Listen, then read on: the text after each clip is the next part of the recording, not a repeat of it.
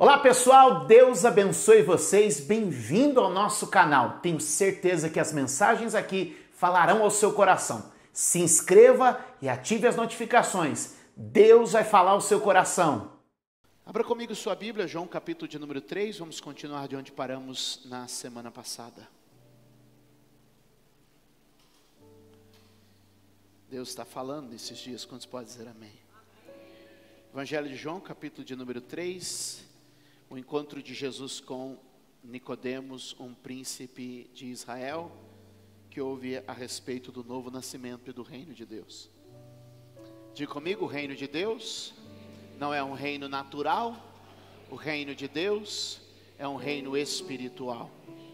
Ele é sobrenatural. Não adianta tentar fazer aplicações. Você pode tirar lições do espiritual e aplicá-las ao natural, mas você não pode pensar com uma mente natural. Você precisa pensar com a mente de Cristo.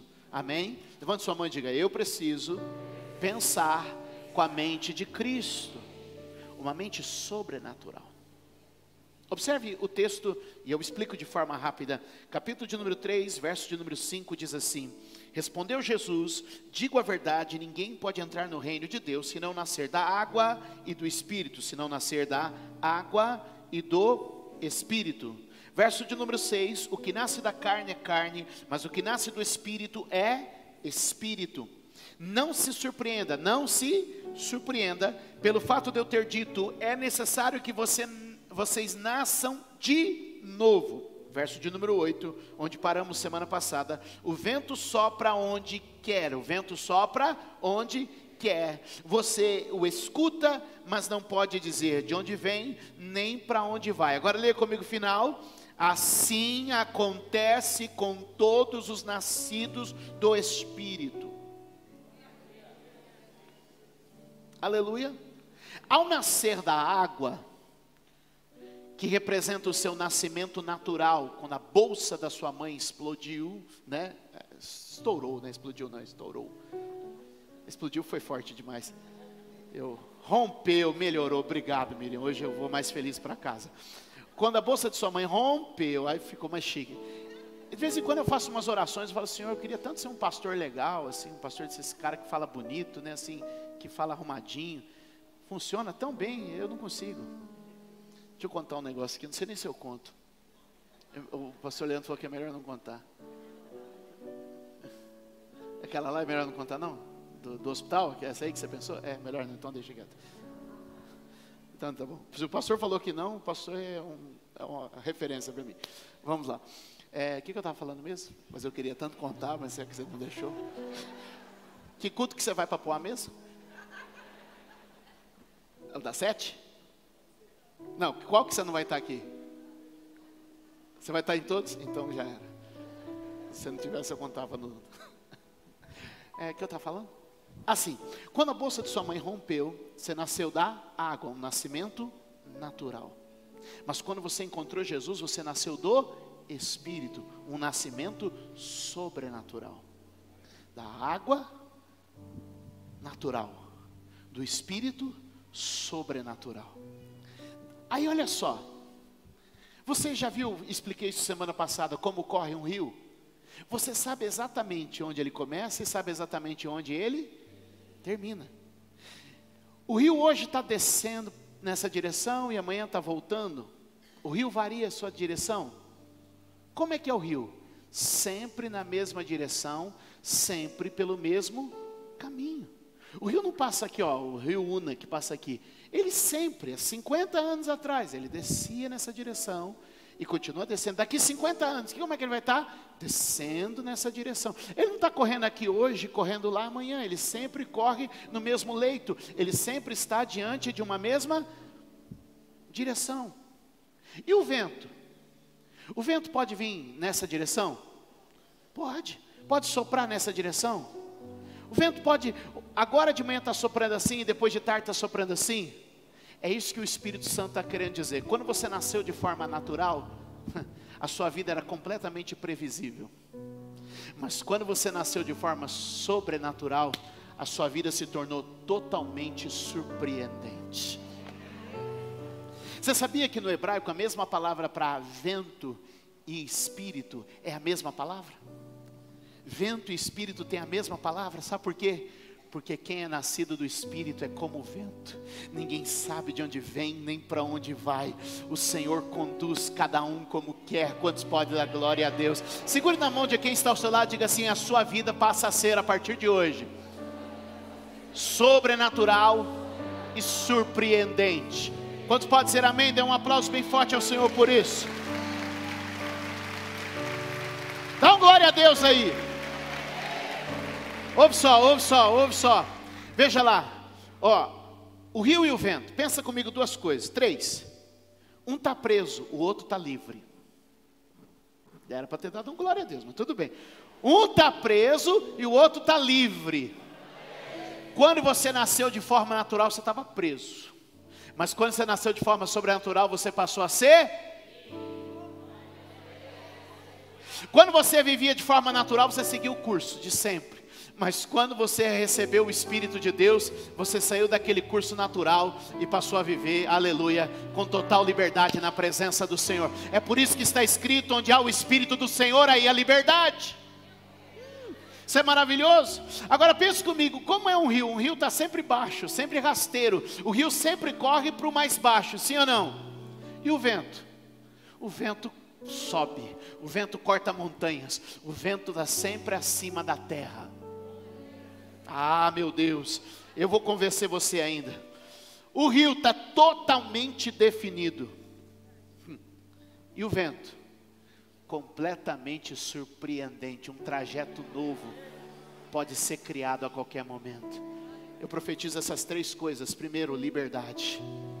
Segundo, eu profetizo sobre você que você vai voar mais alto, acima do chão. E terceiro, eu profetizo sobre você que Deus vai trazer um caminho novo e surpreendente. Quantos podem dizer amém? Deixa eu pegar dois personagens para a gente ilustrar. O primeiro deles, o rei Davi. O rei Davi era o 8º filho de uma família de 8 filhos, ou seja, ele era o último. A Bíblia vai dizer em 1 Samuel 16, 11, quem está comigo pode acompanhar. Então perguntou a Jessé, olha o que Samuel diz. Então perguntou a Jessé: estes são todos os filhos que você tem? Jessé respondeu: ainda tenho o caçula. Caçula é o último, sim ou não? Caçula é o último. Eu ainda tenho o último. A vida toda ele foi chamado de último.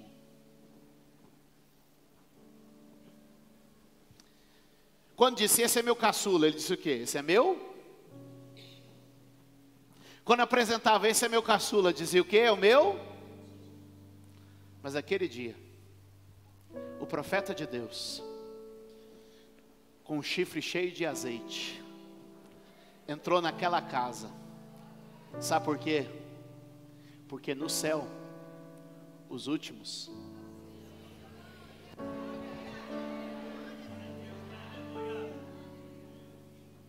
Olha o texto, olha o texto. É lindo isso. Então Jessé mandou chamá-lo, ele veio, ele era ruivo, de belos olhos, de boa aparência. Então o Senhor disse a Samuel: é este. Aleluia. Levante-se e unja-o. E Samuel então apanhou o chifre cheio de óleo e ungiu na presença de seus irmãos. E a partir daquele dia, leia comigo: o Espírito do Senhor apoderou-se de Davi.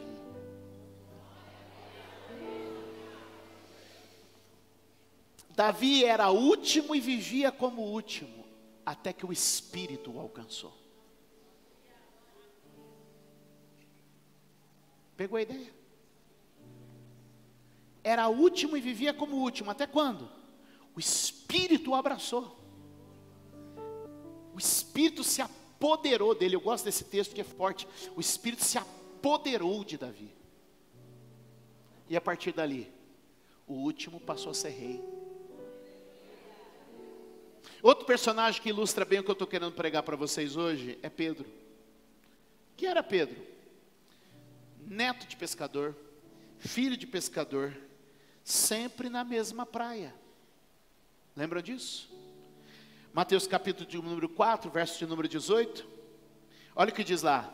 Andando à beira do mar da Galileia, Jesus viu 2 irmãos, Simão, chamado Pedro, e seu irmão André. Eles estavam lançando redes ao mar, pois eram,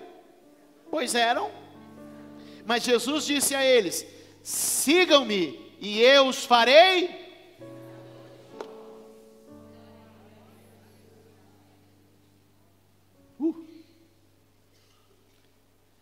Como era Davi? O último.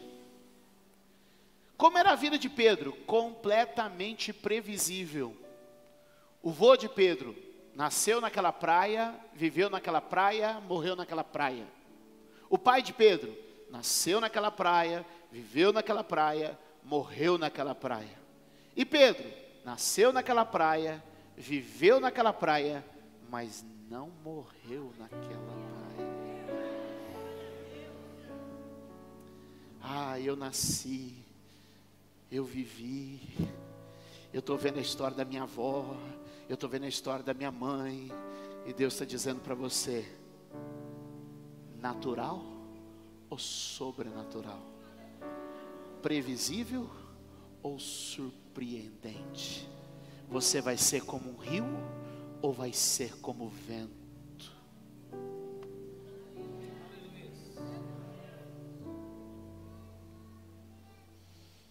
Sabe, olhe para mim, nós precisamos desconstruir algumas coisas. Qual que é o nosso problema em muitas situações? É que a gente só olha Davi pronto, a gente só olha Pedro pronto. Então a gente olha o que eles fizeram. Ah, mas Davi, Davi derrubou gigantes, Davi venceu filisteus, Davi escreveu salmos, Davi ouvia Deus, Davi, não é verdade? A gente olha o que eles fizeram, está na nossa mente. Aí a gente olha Pedro, Pedro experimentou andar sobre as águas, Pedro teve com Jesus todo dia, Pedro, a sombra de Pedro curava. Aí a gente olha para eles e fala assim: quem sou eu perto desses caras? O problema é que a gente olha o que eles fizeram, mas a gente não olha a obra que foi feita neles. A gente olha como eles, o topo deles, mas a gente não olha o treinamento deles. A gente olha o sucesso deles, mas a gente não olha a caminhada deles. E o que o Espírito Santo está querendo ministrar para mim e para você é: assim como houve uma caminhada com Davi, assim como houve uma caminhada com Pedro, também pode haver comigo, também pode haver com você. O Senhor está dizendo: não olhe a obra pronta, olhe o projeto que Deus fez com eles. E hoje o Espírito Santo te traz aqui hoje para quebrar isso. Para quebrar isso. A gente acostuma a olhar a obra pronta, nós nos limitamos, pois sempre olhamos a obra que foi feita deles. Olhe para o que Deus fez neles. Amém. A gente precisa desarmar algumas armadilhas da nossa mente. Sim ou não? Sim ou não? Abre comigo sua Bíblia em 2 Coríntios 10. Quem está comigo dá um glória.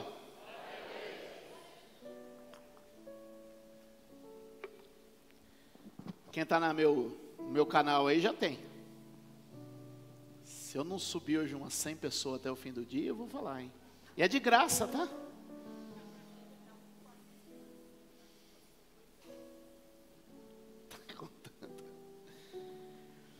Pois, vamos lá, 10:3. Pois embora vivamos como homens, falando de natureza, vivamos como homens, vamos ler? Não lutamos segundo padrões humanos. Espera aí, Paulo está abrindo a nossa visão para alguma coisa. Está dizendo o seguinte: olha, embora você tenha uma vida natural, o seu procedimento, a sua maneira de viver a vida, de batalhar a vida, não é humana, não é natural. Olha como está claro o texto. Não lutamos segundo padrões humanos. Agora verso 4. As armas com as quais lutamos não são humanas, pelo contrário, são poderosas em Deus. Para quê? Destruir fortalezas.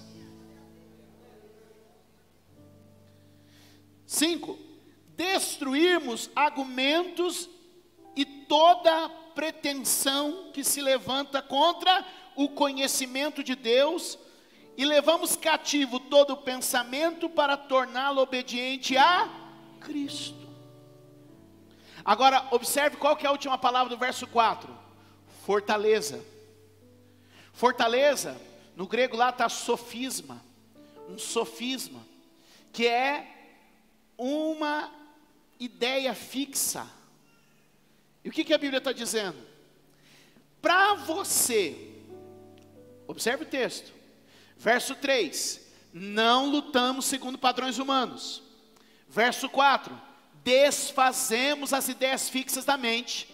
Verso 5, tiramos de nós o pensamento natural para receber o quê? O pensamento de Deus. Quem está comigo? Quem está comigo? É a Bíblia. Você percebe como esse negócio de você ficar pegando um versículozinho de cada vez te mata? Olha o contexto, olha o que está apresentando. Ele está dizendo, ó, você não vive de maneira natural. Tem que quebrar os cativeiros da mente, para que você possa viver segundo o que Deus tem. 3, 4 e 5. Não é simples? Comigo explicando, tudo fica simples, né?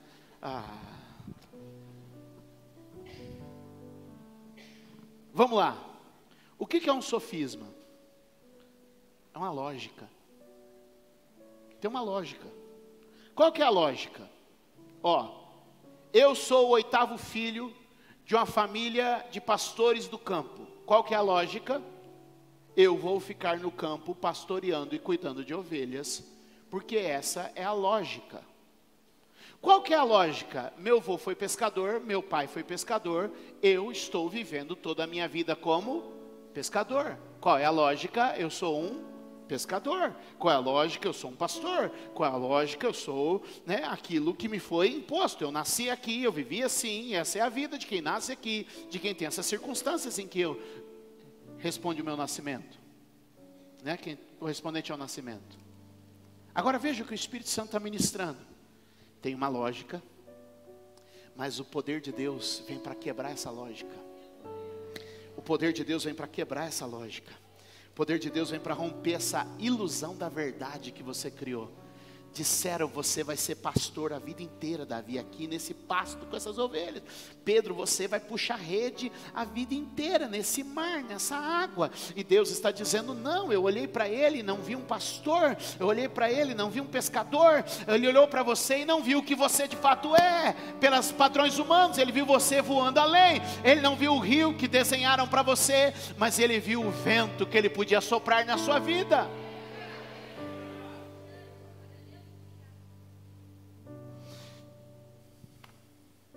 Mas você muitas vezes se julga pelo teu começo. Sim ou não? Você se julga pelo teu começo.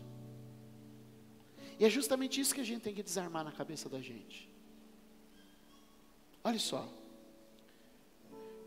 1 Coríntios capítulo de número 1.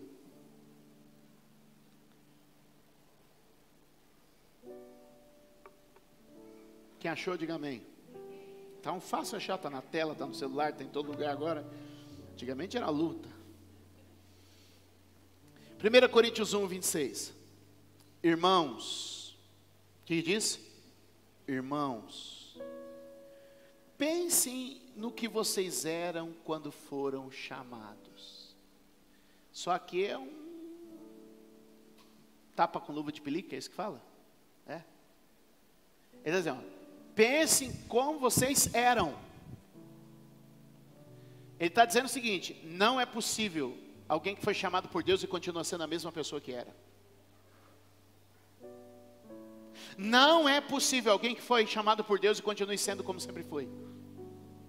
O Evangelho provoca mudanças dentro e fora. Começa por dentro, mas sai para fora. Posso ouvir um amém?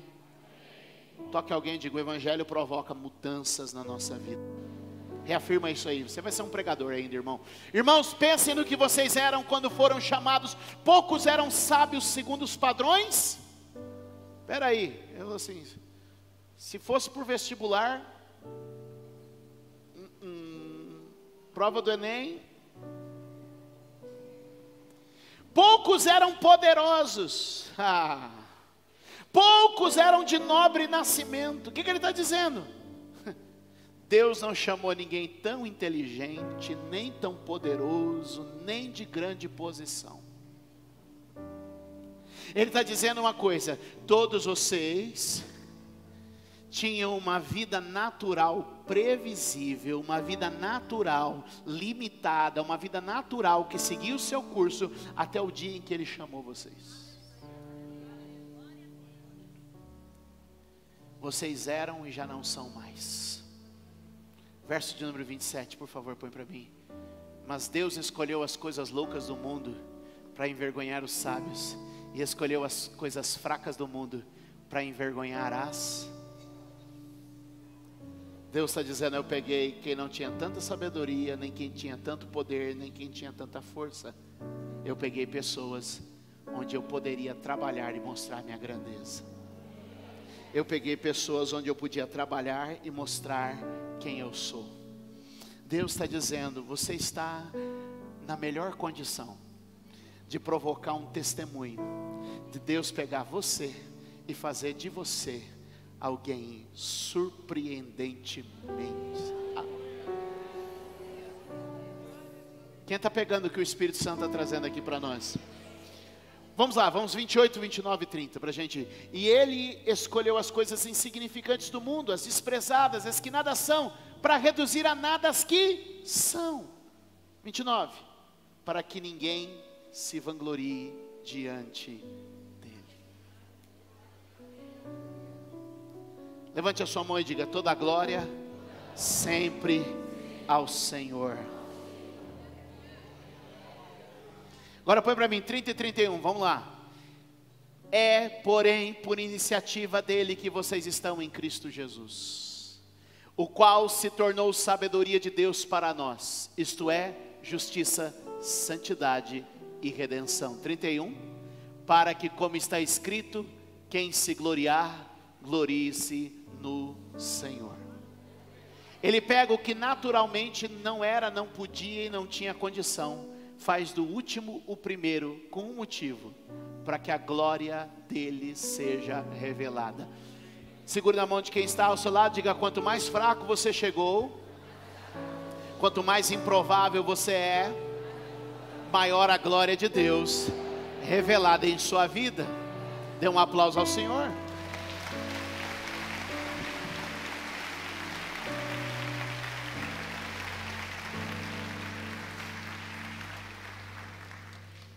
Volte para mim para o verso de número 28, é possível? Só coloca aqui, eu quero que você fixe algo na sua memória.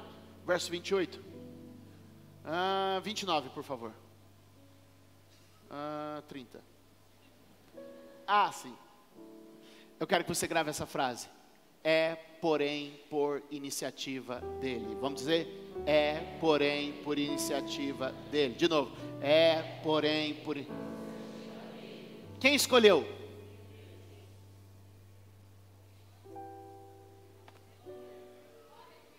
Não foi mérito seu. É, porém, por iniciativa. Isso me deixa muito tranquilo, sabe? Isso alivia muito minha carga. Porque a minha posição podia ser questionada por qualquer pessoa. Tem muitos sábios, muitos poderosos, muitos de nobre nascimento. Mas sabe por que eu estou aqui, onde eu estou? É, porém, por iniciativa.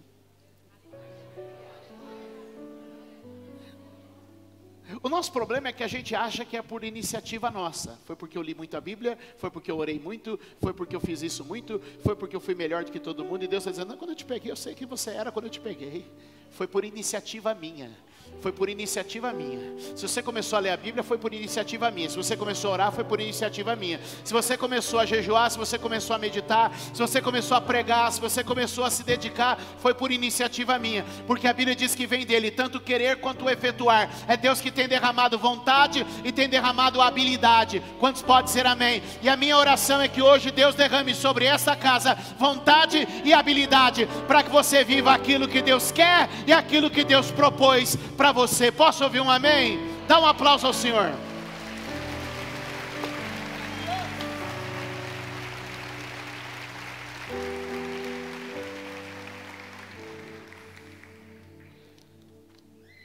Quem acredita? Atos capítulo de número 3, eu termino com isso. Aleluia. Eu vou contar-lhes a história. Você pode depois fazer a leitura. A Bíblia conta a história de que Pedro e João estavam subindo à oração às 3 horas da tarde. Ao se encaminharem na direção do templo, foram pela porta chamada Formosa. A Bíblia diz que todos os dias, o que eu disse? Todos os dias, junto àquela porta era colocado um homem a mendigar.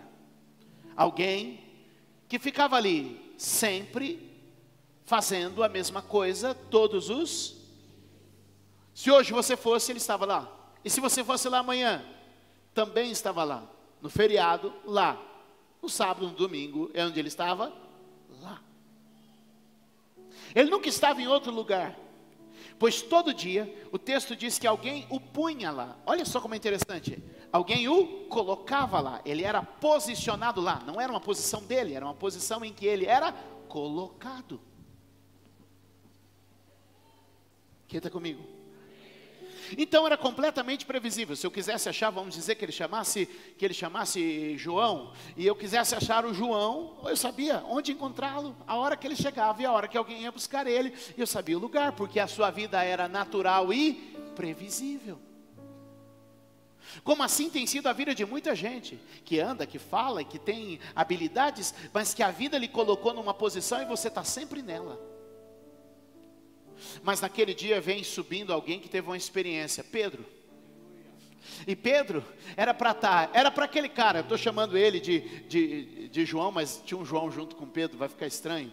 Bom, era para aquele cara estar lá todo dia na Porta Formosa, como também era para Pedro estar todo dia à beira do mar da Galileia.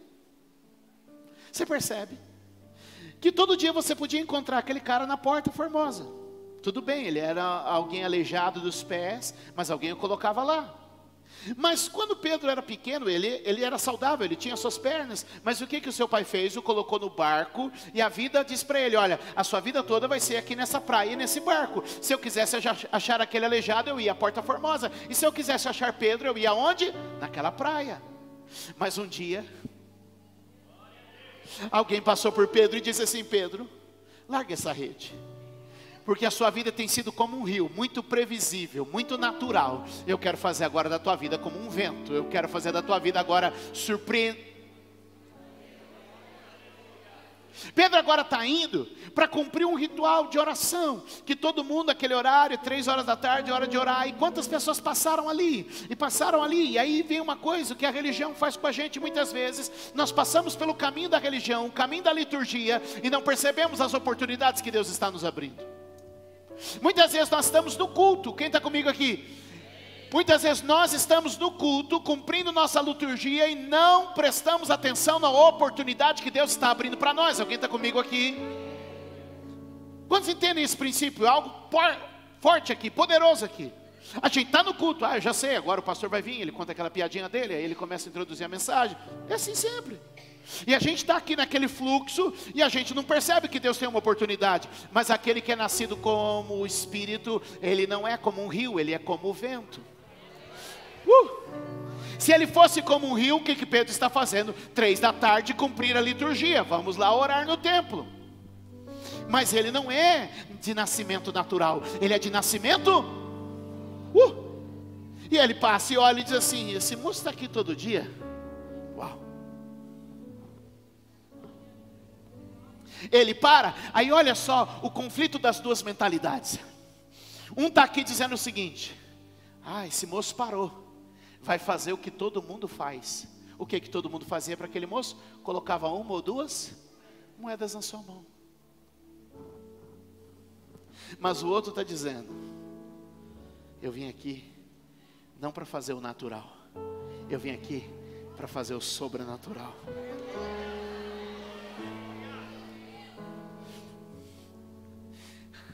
Enquanto esse está pensando em receber, esse está pensando em dar.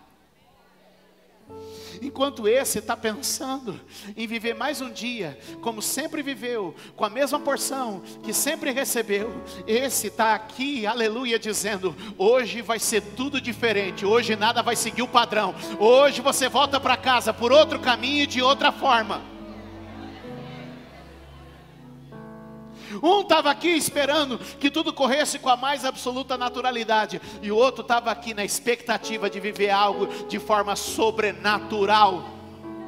Um estava vivendo de forma natural e previsível, o outro estava vivendo de forma sobrenatural e surpreendente. Um vinha caminhando, o outro vinha carregado. Um estava de pé, o outro estava sentado. Um queria receber, o outro tinha para dar. Pedro olha para ele e diz assim: eu não tenho prata, eu não tenho ouro, mas o que eu tenho eu te dou. Levanta e anda no nome do Senhor. E a Bíblia diz, meus amados, que aquele homem entrou saltando. Aquele homem não entrou andando como todo mundo entraria num templo, mas ele entrou pulando, dançando. Sabe por quê? Porque Deus está dizendo hoje: eu tiro a tua vida do natural e coloco a tua vida no sobrenatural. Eu tiro a tua vida do previsível e coloco a tua vida no surpreendente.